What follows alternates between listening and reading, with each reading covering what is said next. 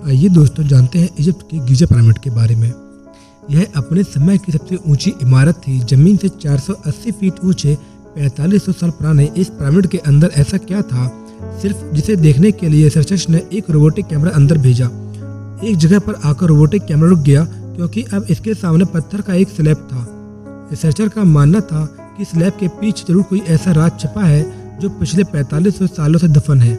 ये राज रिसर्चर्स को हर कीमत पर जानना था, इसलिए उन्होंने रोबोट के आगे एक ड्रिल मशीन लगाई जिसने उस पत्थर के स्लैब में एक बारीक छेद कर दिया। अब इस छेद के अंदर एक कैमरा भेजा गया जिसने स्लैब के उस पार का ऐसा मंजर देखा जो पिछले 4500 सालों से किसी ने नहीं देखा था।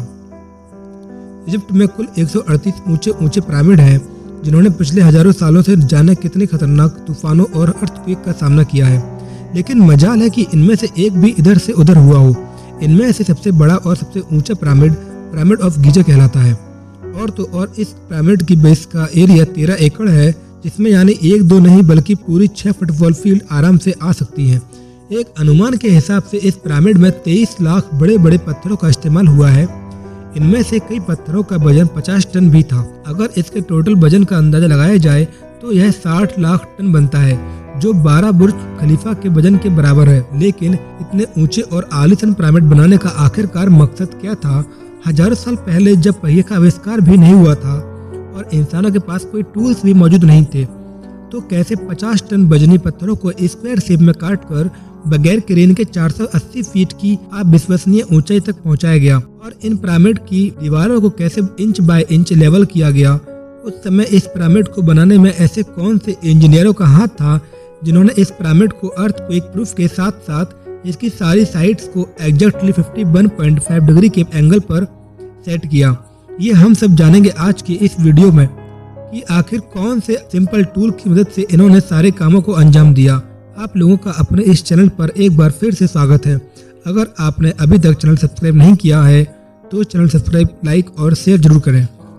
कई सालों से रिसर्च टीम में इस पिरामिड की कंस्ट्रक्शन टेक्निक को जानने के लिए सिर जोड़कर बैठी थी कि आखिरकार इस पिरामिड की हर साइड बिना किसी कंपास के exactly east, west, north, south पर कैसे सेट की गई होंगी।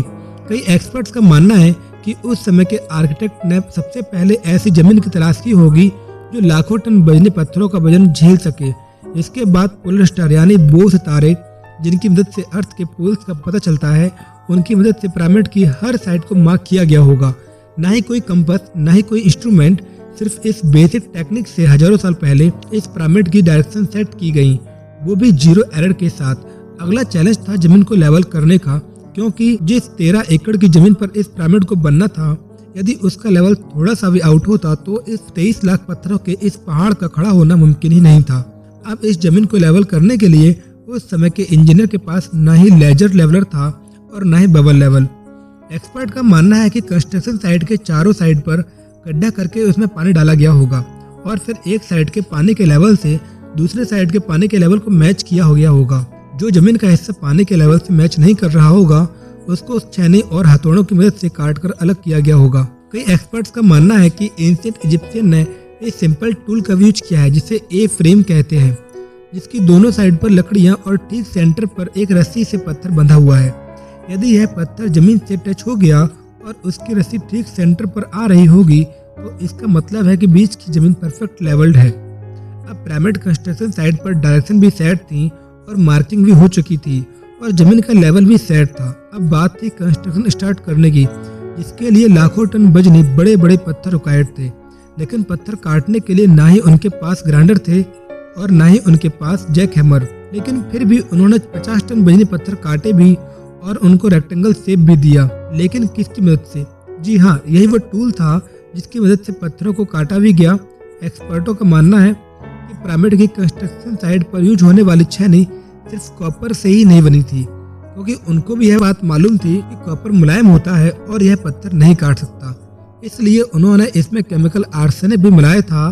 कॉपर और आर्सेनिक से बनाई जाने वाली ये छेनी लकड़ियों के हथौड़ों द्वारा पत्थर पर ठोकी जाती थी और कई घंटों की मेहनत के बाद बड़े बड़े पत्थरों को शेप में लाया जाता था। अब चूंकि ये खास किस्म के पत्थर, जिनको आज लाइमस्टोन भी कहा जाता है, उसकी कटाई पिरामिड की कंस्ट्रक्शन साइट गीजा से 250 किलोमीटर दूर कोरा के शहर में हो रही थी। अब समस्या ये थी, गीजा तक इंपोर्ट करने वाला हर एक पत्थर 50 टन यानी 50,000 किलो के बराबर था, जो 3 पैसेंजर बसों के बराबर बनता है। और ऐसे 23 लाख पत्थर सिर्फ एक ही पिरामिड में यूज होने थे। इतना ज्यादा वजन ट्रांसपोर्ट करने के लिए उस दौर में ना ही कोई जानवर काम आ सकता था, ना ही उनके पास ट्रक मौजूद थे। हालांकि यदि आज के दौर में ट्रांसपोर्ट कंपनियों को कोई ऐसा काम करना पड़े तो ट्रांसपोर्ट कंपनियों को अच्छा खासा टाइम लग जाएगा। हालांकि उस दौर में यह काम वर्कर्स और किश्तियों की मदद से किया गया। उस समय के इंजीनियर ने गीजा और ठोरा के बीच की रिवर का फायदा उठाया और बड़ी बड़ी किश्तियों में पत्थर लादकर पिरामिड साइड तक पहुंचाया गया। एक्सपर्ट्स का मानना है कि ये काम इतना आसान नहीं था। शिप्स में इतने बड़े बड़े पत्थर की लोडिंग और अनलोडिंग में भी 500 मजदूरों की आर्मी एक वक्त में लगाई जाती होगी। तब जाकर वो इन पत्थरों को टोरा से गीजा तक ट्रांसपोर्ट करने में सफल हुए। इसी टेक्निक से उन्होंने 18 मेन पिरामिड 500 सालों में पूरे किए। जो एक्सपर्ट्स की टीम पिरामिड की कंस्ट्रक्शन पर रिसर्च कर रही थी, उनको अब अपने कई सवालों के जवाब मिल चुके थे। लेकिन एक बात उनको हर वक्त सता रही थी कि लाइम स्टोन कट भी गए, ट्रांसपोर्ट भी हो गए, कंस्ट्रक्शन के दौरान एक के ऊपर एक लगना भी शुरू हो गए। लेकिन समस्या ये थी कि आखिरकार पत्थर इतनी ऊंचाई तक पहुंचाए कैसे गए होंगे। कई एक्सपर्ट्स का मानना है कि पिरामिड का कंस्ट्रक्शन शुरू होने से पहले ही यह प्लान कर लिया होगा। या तो ये स्पाइरल ट्रैक के जरिए ऊपर गए होंगे या तो जिगजैग तरीके से, क्योंकि पिरामिड के पूरा होने के बाद रैंप तोड़ दिया गया था। इसलिए रैंप कैसा था ये आज भी मिस्ट्री है। लेकिन एक बात तो तय है कि इतने बड़े बड़े 50 टन वजनी पत्थर इतने ऊंचाई तक मजदूरों की आर्मी की मदद से खींच कर ले गए होंगे। बात सिर्फ लाखों मजदूरों छेनी हथौड़ों से लाइमस्टोन काटने और इतने बड़े पत्थरों को ट्रांसपोर्ट करने की ही नहीं थी। इस पिरामिड के अंदर कंपार्टमेंट्स और उनके अंदर जाने का रास्ता और कई छोटी छोटी सुरंगें भी बनाई गई थी। बाकी सब तो ठीक था, लेकिन एक चीज एक्सपर्ट्स को हैरान कर गई, वो ये थी कि अंदर के कंपार्टमेंट्स में जो पत्थर इस्तेमाल किया गया था वो लाइमस्टोन नहीं बल्कि ग्रेनाइट था। ग्रेनाइट ऐसे पत्थर हैं जो डायमंड के बाद दुनिया का सबसे सख्त स्टोन माना जाता है। आज के मॉडर्न टाइम में भी ग्रेनाइट बड़े बड़े ग्राइंडर की हेल्प के बिना काटा ही नहीं जा सकता। दुनिया भर के कई आर्कियोलॉजिकल एक्सपर्ट्स को पिरामिड का विजिट भी करवाया गया, लेकिन किसी को भी इस बात का सुराग नहीं मिला कि 4500 साल पहले इजिप्शियन ने ग्रेनाइट जैसे ठोस पत्थर को इतनी सफाई से कैसे काटा था। आखिरकार कई सालों बाद एक्सपर्ट्स ने इस मिस्ट्री को भी सॉल्व कर लिया। इजिप्शियन ने इस ग्रेनाइट को इतनी सफाई से एक ऐसे आरे की मदद से काटा था जिसके दांत ही नहीं थे। इस बिना दांतों वाले आरे के दोनों साइड पर वजन डालकर इसे ग्रेनाइट पर चलाया जाता था और बीच में बजरी डाली जाती थी। एक्सपर्ट्स का मानना है कि इस तरीके से इतने बड़े बड़े पत्थरों को काटने में कम से कम 4 महीने का वक्त लग जाता था। आखिरकार पिरामिड बनाने का मकसद क्या था? इन पिरामिड को बनाने में इतने मजदूर एक ही वक्त में काम करते थे और रोबोटिक कैमरे ने पत्थर की सुरंग के अंदर स्लैब में सुराख किया, तो इस सुराख के अंदर वो क्या मंजर था जो 4500 सालों से किसी ने नहीं देखा था।